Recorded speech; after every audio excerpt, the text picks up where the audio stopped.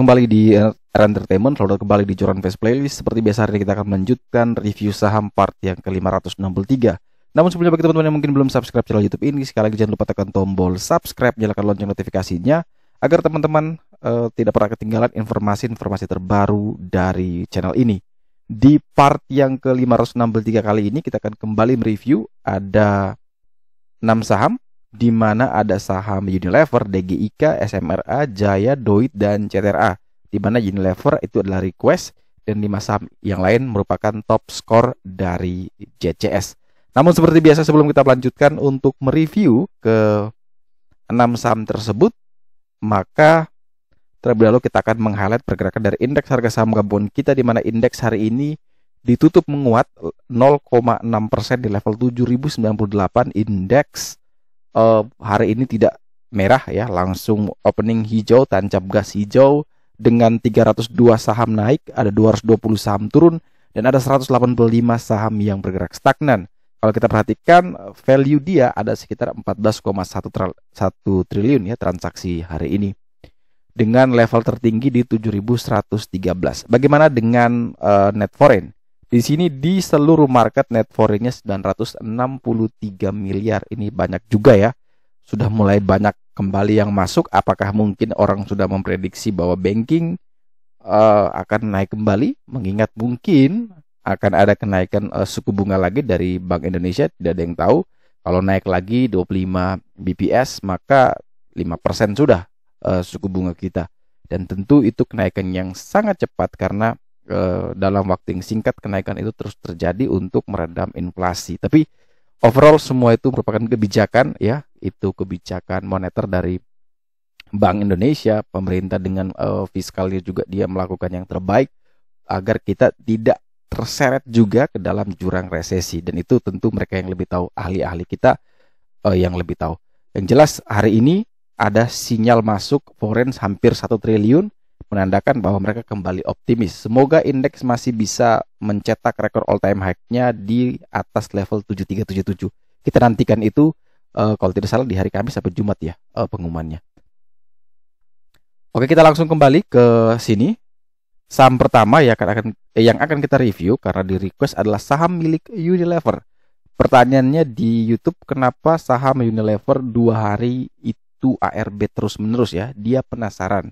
Memang kalau yang saya pelajari sekilas ya, kalau di beberapa informasi yang saya dapat, memang adanya isu penarikan produk di US, di mana tapi sudah dikonfirmasi bahwa itu produk tidak terpengaruh dengan Unilever Indonesia. Tapi ketika berita itu dikeluarkan, efeknya adalah dia ARB. Kemudian juga kalau kita perhatikan Unilever dari kinerja keuangan, EPS-nya di kuartal 3 2021 juga mengalami penurunan ya. Kalau kita perhatikan trennya dari 2021 kuartal pertama itu EPS-nya 53, kemudian kuartal kedua dia 37 turun, kemudian sekarang 31. Jadi semakin turun kinerja. Apakah sudah betul-betul Unilever ini sudah saking mature-nya, sudah saking matangnya sehingga ruang growth-nya sudah tidak ada, sehingga harus ada apresiasi harga baru dari saham ini? Tentu tidak ada yang tahu. Yang jelas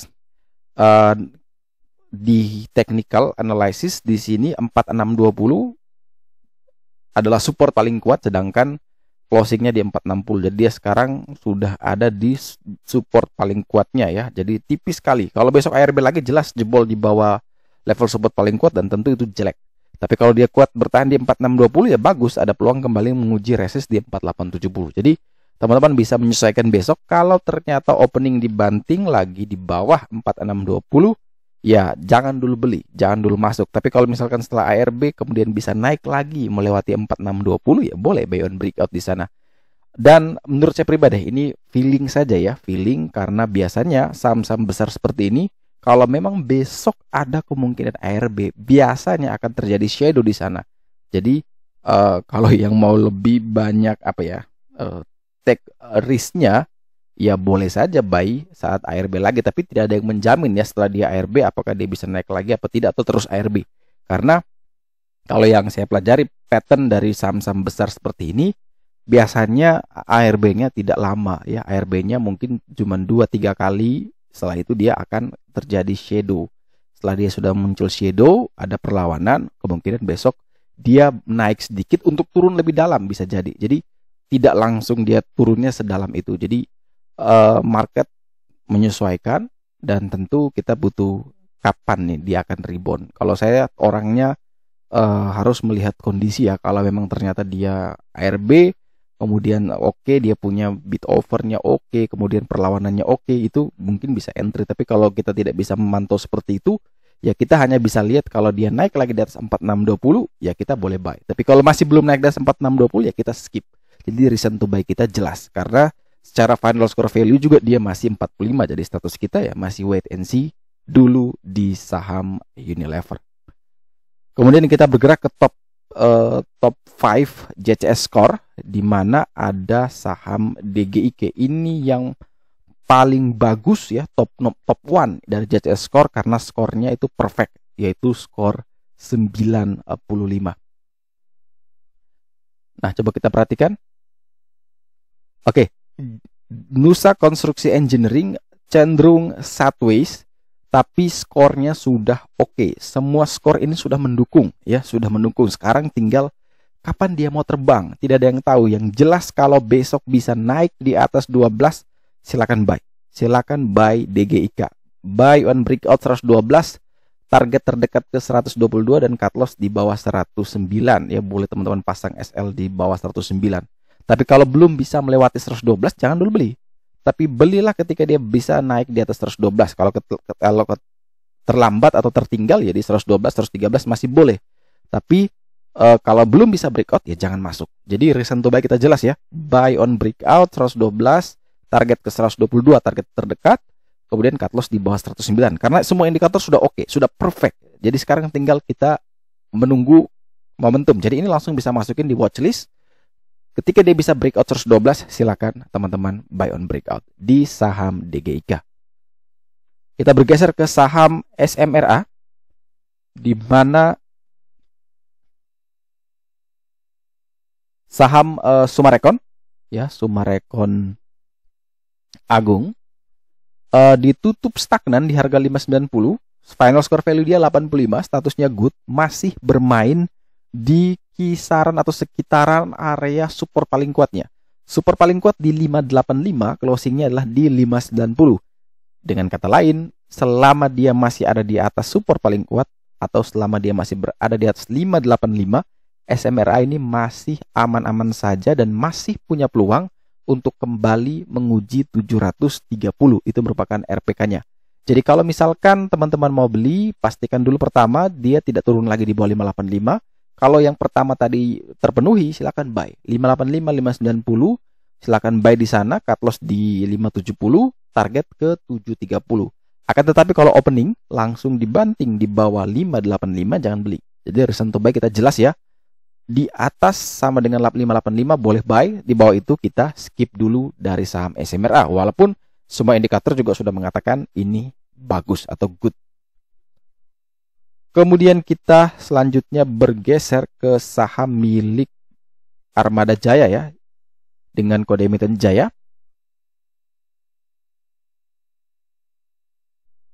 Nah, Jaya sendiri, Armada Berjaya Trans Tbk itu punya final score value 80 ya. Statusnya good. Pagi tadi dia sempat dibanting dulu tuh, dilihat ada shadow di bawah itu. Kalau teman-teman bisa perhatikan ada lower shadow-nya.